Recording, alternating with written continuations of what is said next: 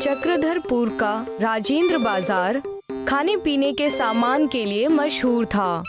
वहाँ पर तरह तरह के खाने का सामान मिलता था और दूर दूर से लोग खाने आते थे। इसी में एक दीपक पानी पूरी नाम का ठेला था। उसकी पानी पूरी पूरे शहर में मशहूर थी। अरे भाई, एक पानी पूरी लगा दो। हाँ जी जनाब, अभी लगाते हैं। एक बार दीपक की पानी पूरी खाओगे तो कभी भूल नहीं पाओगे और बार बार यहीं पर आओगे। ये दीपक का वादा है आपसे। दीपक के ही बगल में सुरेश के फलों की दुकान थी। दीपक और सुरेश अच्छे दोस्त थे। उन दोनों के दुकान के सामने विनोद के फायर पान की दुकान थी। दीपक और सुरेश की अच्छी बनती थी, पर दोनों की ही विनोद से अच्छी नहीं बनती थी। सुरेश अपने फल की दुकान बंद कर रहा होता है। अरे दीपक, चल भाई, 10 बज रहे हैं, अब दुकान बंद करने का वक्त हो गया। हाँ हाँ, बस बंद ही करने वाला हूँ। क्या तुझे पता है कि विनोद की दुकान 2 दिन से क्यों बंद है? अरे मुझे क्या शौक है कि मैं विनोद की जानकारी रखता रहूं।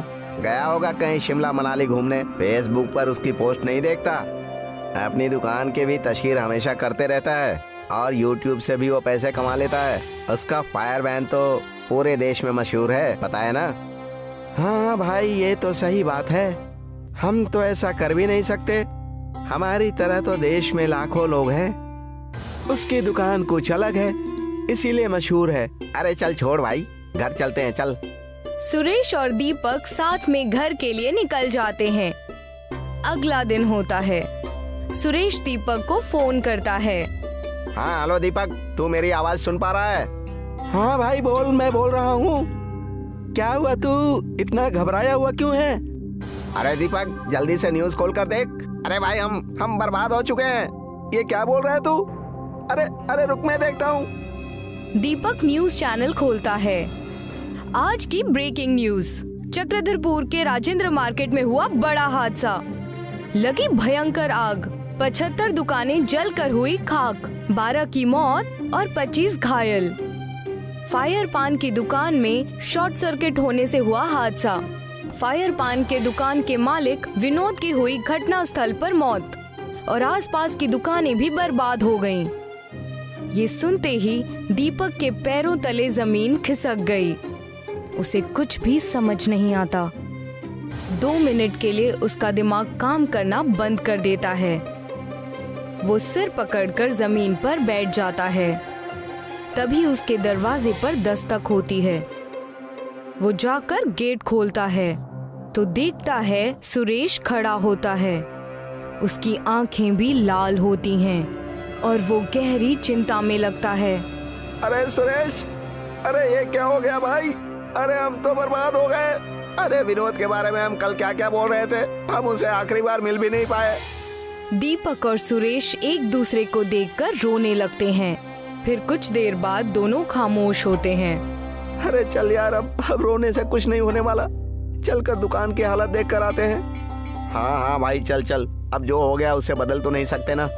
सुरेश और दीपक साथ में राजेंद्र मार्केट जाते हैं। वहाँ पर अपने साथी दुकानदार से भी मिलते हैं, जिनकी दुकानें जल चुकी होती हैं। अरे अब तो हमें फिर से नए सिरे से दुकान शुरू करनी पड़ेगी और हम जिस हालत में थे वहाँ पर पहुँचने में तो हमें महीनों लग जाएंगे। अरे भगवान करे जिनके साथ ये अनहोनी हुई है उन्हें और उनके परिवार वालों को कुछ ताकत मिले। भगवान उन्हें फिर से हिम्मत और ताकत दे ताकि वो फिर से उठ सके। दीपक और सुरेश अपनी दुकान फिर से बनाने में लग जाते हैं। उनके सामने ही विनोद की दुकान जली पड़ी होती है। विनोद के परिवार वाले एक बार उनके दुकान को देखने आते हैं और उसकी बीवी बहुत रो रही होती है। ये सब देखकर दीपक और सुरेश को बेहद बुरा लगता है। यार, जब भी मेरी नज़र विनोद की जली हुई दुकान पर पड़ती है तो मुझे उसकी बहुत याद आती है और बहुत तकलीफ होती है। उसके फायर पान की दुकान कितनी फेमस थी। वो पहला इंसान था जिसने फायर पान की दुकान शुरू की थी। हमें उसकी याद में कुछ करना चाहिए। अरे मगर हम क्या कर सकते हैं? दीपक और सुरेश की दुकान धीरे धीरे लाइन पर आने लगती है। दीपक और सुरेश रोज विनोद की दुकान देखते हैं और उन्हें बेहद दुख होता है। फिर एक दिन दीपक को एक आइडिया आता है। यार सुरेश, मेरी बात सुन, मुझे एक तरकीब सूझी है। क्यों ना विनोद के फायर पान दुकान के नाम से हम लोग भी अपनी दुकान का नाम फायर पानी पूरी रख लें। इसका क्रेडिट विनोद को ही देंगे। इससे लोग उसे याद भी रखेंगे और हो सकता है हम भी मशहूर हो जाए। हाँ यार, तेरी तरकीब तो अच्छी है, बिल्कुल अलग है। मेरे ख्याल से ये करना चाहिए। इसके बाद दीपक और सुरेश मिलकर फायर पानीपुरी की दुकान शुरू करते हैं। उसमें एक बड़ा सा पोस्टर लगाते हैं जिसमें विनोद के बारे में लिखा होता है और उसे ट्रिब्यूट दिया होता है। उसमें लिखा होता है कि कैसे दीपक को विनोद की जगह से फायर पानीपुरी बनाने की सीख मिली। उसमें विनोद के बारे में भी लिखा होता है कि जैसे वो हमेशा कुछ नया करने की कोशिश करता था, वो लोग एक और बोर्ड भी बनाते हैं जिसमें लोग अपना रिव्यू लिख सकते हैं। देखते ही देखते शहर में ये पानीपुरी बहुत मशहूर हो जाती है। अरे तूने देखा ना, मैंने कहा था ना तेरी तरकीब जरूर कामयाब होगी। मुझे पहले ही पता था। विनोद को भी बहुत अच्छा लगता होगा कि उसके कितने सारे दोस्त थे और लोग उसके बारे में कितनी बेहतरीन बातें हमारे रिव्यू बोर्ड पर लिखकर भी जाते हैं। अगर वो ये सब देख पाता तो कितना खुश होता। अरे हाँ यार, ये बात तो सच है। उसे तो सच में बहुत खुशी होती। मेरे ख्याल से हमें भी एक YouTube चैनल बनाना चाहिए जिससे हमारी भी पहुंच बहुत दूर दूर तक हो। हाँ, इस काम में तो बिल्कुल देरी नहीं होनी चाहिए। इसके बाद सुरेश और दीपक फायर पानीपुरी के नाम से एक YouTube चैनल बनाते हैं। वो वहाँ पर फायर पानीपुरी की रेसिपी और उसे खाने का अंदाज शेयर करते हैं। उस पर बहुत व्यूज आते हैं और देखते ही देखते उसके सब्सक्राइबर्स बढ़ ही जाते हैं। इससे जो भी कमाई होती है वो दोनों आपस में बांट लेते हैं और फिर दोनों मशहूर हो जाते हैं और उनकी फायर पानीपुरी पूरे देश में मशहूर हो जाती है और बहुत से अलग अलग जगह पर बिकने लगती है। मैंने कहा था ना, हमारे गोलगप्पे का कारोबार इतना चलेगा कि आप देखते रह जाएंगे। हाँ सुमन, आज तुम्हारी बदौलत हम इस गरीबी से उभर पाए हैं, वरना ना जाने हमारा क्या होता। बात उस समय की है जब सोनू और सुमन नाम के मियाँ बीवी रामनगर के एक घर में रहा करते थे। सोनू कारखाने में काम किया करता था और सुमन उसके लिए दोपहर का खाना बना कर देती थी। सोनू बहुत कामकाजी था। तू इतनी मेहनत क्यों कर रहा है? तू तो इस कंपनी को अपना मानने लगा है। भाभी ने इतना अच्छा खाना बनाकर दिया है और तूने उसे ऐसे ही रखा है। जल्दी से टिफिन खोल, मुझे भूख लगी है। जल्दी बता क्या लेकर आया है। अबे मुझसे ज्यादा जल्दी तो तुझे रहती है खाना खाने की। अभी तो लंच ब्रेक हुआ है, रुक जा। अरे भाई, लंच ब्रेक हुआ है तो जल्दी चलना और मेरे लिए भी टिफिन खोल। मुझे जल्दी से भाभी के हाथ का खाना खाना है। अरे भाई ठीक है, थोड़ा सब्र तो कर, हाथ मुंह तो धोकर आऊं। सोनू और आकाश हाथ मुंह धोकर खाना खाना शुरू कर देते हैं। मिल बांटकर दोनों लोग खाना खाते हैं।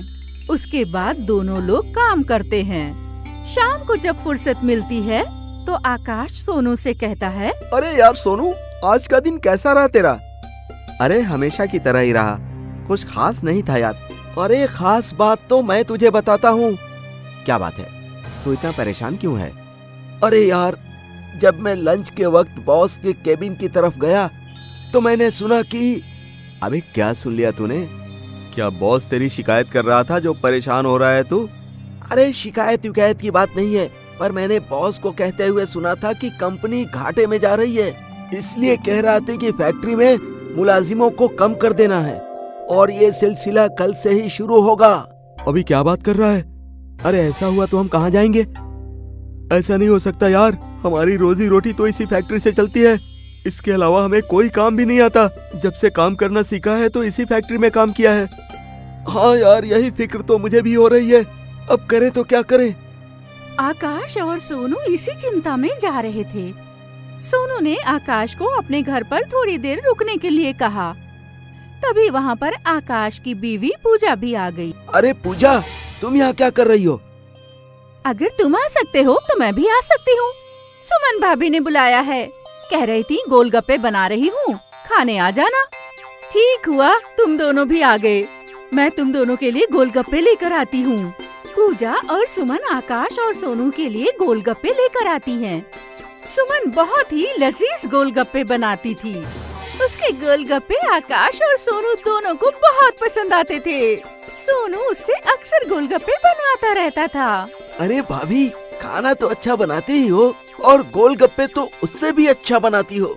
इन गोलगप्पों में तो सच में करिश्मा है, कितना भी खाओ दिल नहीं भरता। अरे सच कह रहा है ये, सच में तुम्हारे हाथ में तो जादू है। तुम जो गोलगप्पे बनाती हो इतने बड़े होते हैं कि 3 गोलगप्पे में ही पेट भर जाता है। तुम्हारे हाथ के गोलगप्पे खाकर तो हम अपनी सारी परेशानी भूल जाते हैं। परेशानी? कैसी परेशानी? कौन सी परेशानी की बात कर रहे हो तुम? खैरियत तो है ना? अरे सोनू, क्यों भाभी को परेशान कर रहा है? चुप हो जा यार। नहीं, मैं जानती हूँ कि आप दोनों को क्या परेशानी है।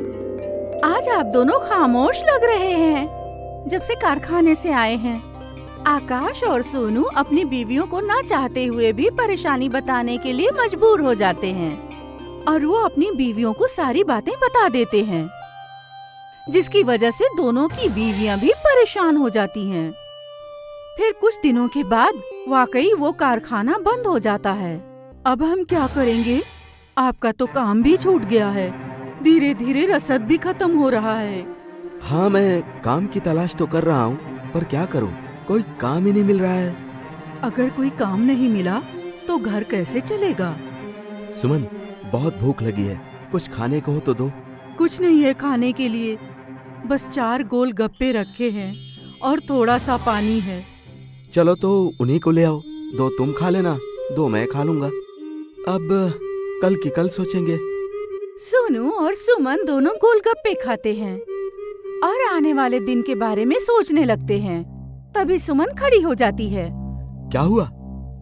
तुम गोलगप्पे खाते खाते खड़ी क्यों हो गई? अगर आपको ठीक लगे तो मेरे मन में एक ख्याल आया है। कैसा ख्याल? आप लोगों को ऐसा लगता है ना कि मैं गोलगप्पे लजीज बनाती हूँ, तो क्यों न मैं गोलगप्पे बनाकर बाजार में बेचना शुरू कर दूं। वैसे तरकीब तो तुम्हारी अच्छी है। गोलगप्पे खाना तो हर कोई पसंद करता है, पर उसके लिए पैसे कहाँ से आएंगे? आप फिक्र क्यों करते हो? आपने मेरे कानों के लिए बालियां बनवाई थी ना, वो किस दिन काम आएंगी? नहीं नहीं, तुम्हारे गहने में नहीं बेच सकता। जेवरात बुरे वक्त में काम आते हैं। जब खाने के लिए खाना नहीं बचा है तो इन जेवरों का क्या करूंगी मैं? सुमन और सोनू बालियां बेचकर गोलगप्पे बनाने का सामान ले आते हैं और सुमन अपने हाथों से गोलगप्पे बनाकर तैयार करती है। सोनू और सुमन उन गोलगप्पों को बेचने के लिए बाजार के लिए निकलते हैं। गोलगप्पे गोलगप्पे गोलगप्पे, तीखे मीठे गोलगप्पे, जायकेदार लजीज गोलगप्पे, आइए आइए, एक बार खाओगे बार बार आओगे। गोलगप्पे गोलगप्पे गोलगप्पे। बाजार में बहुत सारे गोलगप्पे वाले थे, इसलिए उनके पास कोई भी गोलगप्पे खाने नहीं आता, जिसकी वजह से 3 दिन तक उनके गोलगप्पे नहीं बिकते हैं।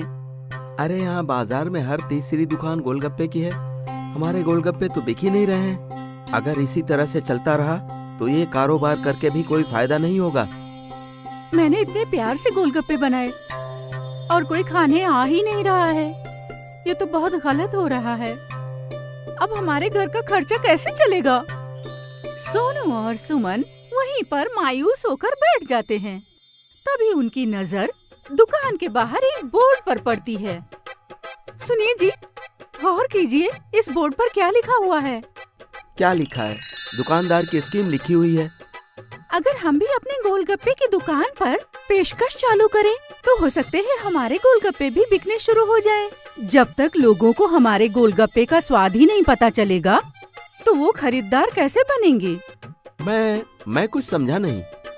सुमन सोनू को सारी बात बताती है और सोनू कहीं से थोड़ा सा सामान लाकर सुमन को देता है। सुमन एक गोलगप्पे को बाहुबली गोलगप्पे का आकार देती है। अरे ये तो तुमने सच में एक बाहुबली गोलगप्पा बना दिया। अब तो इस गोलगप्पे को खाने के लिए हमारे पास हर कोई आएगा। इस बाहुबली गोलगप्पे के साथ मैंने एक बंदिश रखी है कि जो इस बाहुबली गोलगप्पे को खाएगा उसको 100 रुपए इनाम दिया जाएगा। सोनू जोर जोर से अपनी पेशकश को बाजार में सबको सुनाता है, जिसकी वजह से उसके बाहुबली गोलगप्पे को देखने के लिए भीड़ इकट्ठा हो जाती है। हाँ तो भाइयों सुनिए, जो इस बाहुबली गोलगप्पे को खाएगा उसे 100 रुपए इनाम दिया जाएगा। इस मुकाबले में जो जो हिस्सा लेना चाहता है वो इस तरफ आ जाए। ये बाहुबली गोलगप्पा जो खाएगा वो बाहुबली कहलाएगा। हाँ, सोनू के इस तरह से कहने पर भीड़ इकट्ठा हो जाती है और दो लोग आपस में गोलगप्पा खाने की होड़ लगाते हैं, पर वो हार जाते हैं। उनकी देखा देखी उस बाहुबली गोलगप्पे को खाने के लिए और लोगों की भीड़ इकट्ठा होती है। अरे भाई, आपके यहाँ के गोलगप्पे बहुत लजीज हैं। हालांकि हम इस मुकाबले को जीते नहीं हैं, मगर फिर भी बहुत मजा आया बाहुबली गोलगप्पे खाने में। अरे यार सच में ये जनरल गोलगप्पे खा खा कर हम तो ऊब गए थे। अब ये बाहुबली गोलगप्पा बाजार में आया है, इसको तो देखते ही मुंह में पानी आ रहा है। अरे जनाब, खाकर देखिए, बाजार में सबसे अच्छा गोलगप्पा यही है। एक बार खाओगे तो बार बार यहीं पर खाने आओगे। क्या कह रहे हो जनाब, क्या ये गोलगप्पे सच में अच्छे हैं? अरे अगर मेरी बात पर यकीन ना हो तो खाकर देख लीजिए। जीत गए तो 100 रुपए इनाम है। सभी भीड़ में बाहुबली गोलगप्पे के बारे में चर्चा करते हैं और बाजार के सभी लोग सुमन की दुकान पर गोलगप्पा खाने का मुकाबला करने आ जाते हैं। उनकी दुकान अब बाहुबली गोलगप्पे के नाम से मशहूर होने लगी थी।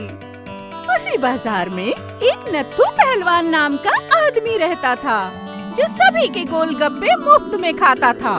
वो सुमन की दुकान पर भी गोलगप्पे खाने के लिए आ जाता है। अरे ओ, नई नई दुकान खुली है, चल जल्दी से 5 प्लेट गोलगप्पे बना दे। जनाब गोलगप्पे तो मैं बना दूंगा, मगर हमारे यहाँ का बाहुबली गोलगप्पा खाकर बताइए। अगर आप ये गोलगप्पा खा लिए तो हम आपको साल भर फ्री गोलगप्पे खिलाएंगे। अरे बस इतनी सी बात है, तो चल एक काम कर, इस शर्त में एक चीज और जोड़ ले।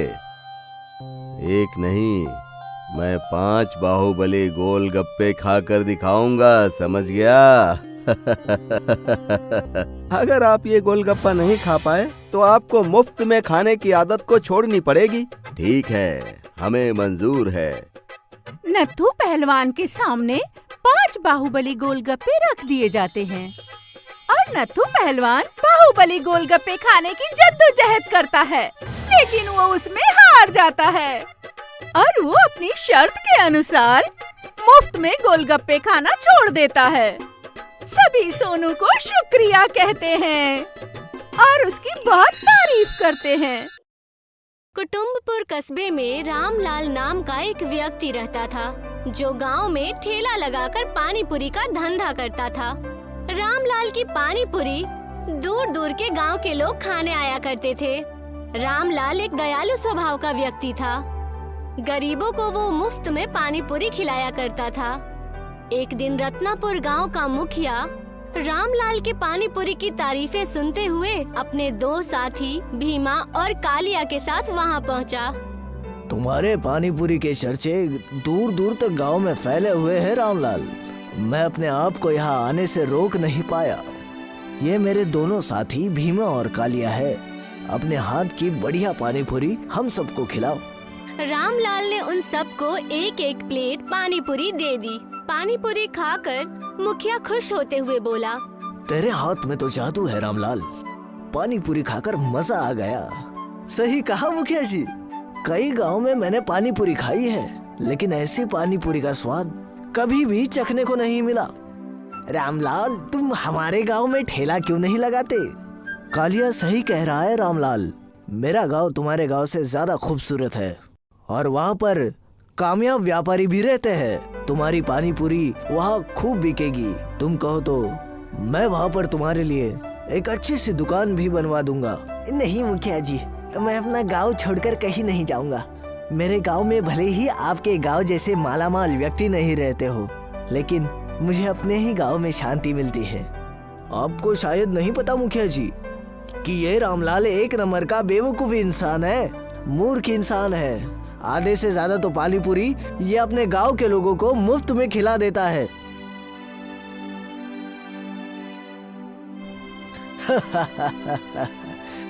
वो तो इसके कपड़ों की और ठेले की हालत बता रही है। अभी भी वक्त है रामलाल, ऐसे मौके बार बार नहीं आते। जीवन में पैसा कमाना बहुत जरूरी होता है। मुखिया रामलाल को तरह तरह के लालच देने लगा, मगर रामलाल ने उसकी बातें मानने से इनकार कर दिया। रामलाल, मैंने तुम्हारे पानी पूरी की जरा सी तारीफ क्या कर दी, तुम तो अपने आप को 30 बार खान समझने लगे। तुम्हारा अब ये पानी पूरी का ठेला ज्यादा दिन तक नहीं चल पाएगा। इतना कहकर मुखिया गुस्से से अपने साथियों के साथ वहाँ से चला गया। वो सीधा रामलाल के गांव के मुखिया सत्तू से जाकर मिला। और सुनाओ सत्तू भाई, क्या हालचाल है तुम्हारे गांव के? अरे मेरे गांव के हालचाल क्या लेने आए हो मुखिया? हालचाल तो तुम्हारे गांव के अच्छे हैं। तुम्हारे गांव में तो तरक्की ही तरक्की है। मेरे गांव के लोगों को तो 2 वक्त की रोटी भी बहुत मुश्किल से मिलती है। तुम्हारे गांव के रामलाल की पानी पूरी तो बहुत मशहूर है। दूर दूर से गांव के लोग सिर्फ और सिर्फ रामलाल की पानी पूरी खाने को ही आते हैं। इसमें तो कोई शक की बात नहीं है मुखिया जी। उस बेचारे का पानी पूरी का ठेला अच्छा चलता है। यही तो मैं बात तुम्हें समझाने आया हूँ सत्तू। मेरी बात गौर से सुनो। तुम्हारा गांव तुम्हारे वजह से नहीं बल्कि रामलाल की वजह से मशहूर है। दूर दूर से गांव के लोग बस उसकी ही पानी पूरी खाने को आते हैं। अगर ऐसा ही हाल रहा तो वो दिन दूर नहीं कि गांव वाले आपस में मिलकर रामलाल को ही मुखिया बना दे। रत्नापुर गांव के मुखिया की बात सुनकर सत्तू बेहद बुरी तरह से घबरा गया। बात तो तुम बिल्कुल सही कह रहे हो मुखिया। इस बारे में तो मैंने कुछ सोचा ही नहीं। तुमने तो मुझे टेंशन में डाल दिया। मुझे बताओ इसका हल क्या है? मैं ऐसा क्या करूं कि मेरे गांव का नाम मेरी वजह से मशहूर हो जाए? सीधी सी बात है, तुम्हारे गांव का नाम पानी पूरी की वजह से मशहूर है। तुम शहर से कुछ अच्छे पानी पूरी बनाने वाले को पकड़ लाओ और अपने गांव में एक बढ़िया रेस्टोरेंट खोल लो। जब रेस्टोरेंट खुल जाएगा तब रामलाल की पानी पूरी कौन खाने आएगा? हमारे मुखिया जी बात तो सही कह रहे हैं सत्तू भाई। आपको उनकी बात मान लेनी चाहिए। हमारे सारे गांव वाले हमारे मुखिया जी की ही बात मानते हैं। और देखो, हमारे गांव में तुम्हारे गांव से ज्यादा तरक्की है। तुम दोनों बिल्कुल सही कह रहे हो। मैं कल ही शहर जाकर पानी पूरी बनाने वालों को पकड़ कर लाता हूँ और यहाँ अपने गांव में रेस्टोरेंट का निर्माण करता हूँ और उस रेस्टोरेंट का नाम मेरे ही नाम से होगा, सत्तू रेस्टोरेंट। सत्तू की बात सुनकर रत्नापुर गांव का मुखिया मुस्कुराता हुआ वहां से चला गया। मुखिया अपने साथी कालिया से बोला, इसे राजनीति कहते हैं कालिया। अब तुम देखना, ये रामलाल आज से सत्तू मुखिया की आंखों का कांटा बन गया है। कुछ ही दिन में इस रामलाल का नाम खत्म हो जाएगा। आपके दिमाग का तो जवाब नहीं मुखिया जी। कुछ दिनों के अंदर ही अंदर सत्तू मुखिया ने गांव में एक बेहद अच्छे रेस्टोरेंट का निर्माण कराया और शहर से एक बेहद अच्छे पानी पूरी बनाने वाले को अपने गांव में बुला लिया। कुछ ही दिनों बाद गांव के सारे लोग उसके रेस्टोरेंट में जाकर पानी पूरी खाने लगे। अब सत्तू के ठेले पर कोई भी नहीं आता था। अब बेचारा सत्तू दिन भर पानी पूरी का ठेला लगाकर अकेला धूप में खड़ा रहता और शाम तक उसकी पानी पूरी खराब हो जाती। कुछ दिनों बाद निर्मला रामलाल से बोली, आपको अपना ठेला किसी दूसरे गांव में लगाना चाहिए, अपना ठेला किसी दूसरे कस्बे में लगाना चाहिए। हम तो सड़क पर आ गए। तुम सही कहती हो, मुझे अपनी पानी पूरी रोज शाम के वक्त फेंकनी पड़ती है। तभी रामलाल के घर का दरवाजा कोई खटखटाने लगा। रामलाल ने दरवाजा खोल दिया। उसने देखा बाहर एक बूढ़ा व्यक्ति खड़ा था। मुझे कुछ खाने को दे दो, 3 दिन से भूखा हूँ। मेरे घर पर करीब 2 दिन से खाना नहीं बन रहा। मेरा नुकसान पे नुकसान हो रहा है। मेरे पास कुछ पानी पूरी पड़ी है जो अब तक खराब नहीं हुई है, तो लाओ मुझे वही खिला दो। रामलाल ने पानी पूरी उस बूढ़े आदमी को दे दी। देखते ही देखते वो बूढ़ा व्यक्ति रामलाल की सारी पानी पूरी खा गया और उसने एक पोटली रामलाल को पकड़ा दी। ये क्या है? रेत है जो तुम्हारी किस्मत ही बदल देगी। रेत मेरी किस्मत कैसे बदल सकती है? ये जादुई रेत है। तुम कल से तंदूर में पानी पूरी बनाओगे। लेकिन वो कैसे? अपने कान यहाँ लेके आओ। बूढ़ा व्यक्ति सत्तू के कान में कुछ कहने लगा। अगले दिन सत्तू उस बूढ़े व्यक्ति की बात मानकर कस्बे के बीचों बीच ठेला लगाकर खड़ा हो गया और तंदूर गरम करके छोटी छोटी पूड़ियाँ बनाने लगा। उन पूड़ियों को गर्म करने के लिए उसने जैसे ही बालू तंदूर में डाली, देखते ही देखते बेहद सारी पूड़ियाँ अपने आप बनकर तैयार हो गई। उसकी महक से सारे कस्बे के लोग सत्तू के ठेले पर आकर खड़े हो गए। पानी पूरी में खुशबू तो बहुत अच्छी आ रही है रामलाल भैया, जल्दी से मुझे अपनी पानी पूरी खिला दो। देखते ही देखते शाम तक की सारी पानी पूरी बिक गई। उस दिन के बाद वो रोज रोज ऐसा ही करने लगा। रामलाल तंदूर में पूड़ियाँ बनाता, मगर जैसे ही वो पानी पूरी गर्म करने के लिए तिलस्मी बालू उसमें डालता, पूरा कस्बा वहाँ एकत्रित हो जाता। गांव में मुखिया के रेस्टोरेंट में धूल उड़ने लगी। थक हार कर सत्तू ने रत्नापुर गांव के मुखिया को बुलवाया। पता नहीं रामलाल तंदूर में कैसे पानी पूरी बना लेता है। मेरे रेस्टोरेंट तो ताले लग गए। आपके कहने के मुताबिक मैंने कई दिन से उसके घर पर नजर रखी है। मैं सिर्फ इतना जानता हूँ, उसका तंदूर एक जादुई तंदूर है। उसके पास जादुई रेत है। जैसे ही वो रेत तंदूर में डालता है, पूरा गांव पानी पूरी के खुशबू से महक जाता है। तो फिर जाओ, वो रेत मुझे ला कर दो, जैसी आपकी मर्जी। अगली रात भीमा और कालिया चुपके से उस बालू को चुरा ले आए। सत्तू भी बिल्कुल उसी तरह पानी पूरी बनाने की कोशिश करने लगा, लेकिन जैसे ही उसने वो बालू तंदूर में डाली, अचानक तंदूर फट गया और उसके कारीगर अचानक बेहोश होकर नीचे गिर गए। तभी एक सफेद रोशनी सी हुई। एक बूढ़ा व्यक्ति मुस्कुराता हुआ सत्तू के सामने आकर बोला, मैं एक जादूगर हूँ। मैंने ही ये रेत रामलाल को दी थी। तुम शायद ये बात नहीं जानते मुखिया, ये रेत खुद इंसान का चुनाव करती है। इस रेत ने रामलाल को चुना, तुम्हें नहीं। और तुम्हें एक राज की बात बताऊं, ये रेत अपने मालिक की रक्षा भी करती है। ध्यान रखना, रामलाल को कभी भी नुकसान पहुंचाने की कोशिश मत करना। वो बहुत रहम दिल है। उसकी रहम दिल से खुश होकर मैंने उसे ये जादुई रेत दी थी। आखिरकार उसने मुझे मुफ्त में अपनी पानी पूरी खिलाई थी, तो उसका मुनाफा कराना तो मेरा फर्ज है। इतना कहकर वो बूढ़ा व्यक्ति गायब हो गया और सत्तू अपने हाथ मलता रह गया। उस दिन के बाद से सत्तू ने हार मान ली। अब रामलाल की जादुई पानी पूरी अब कस्बे तक ही नहीं, शहर में भी मशहूर हो गई थी।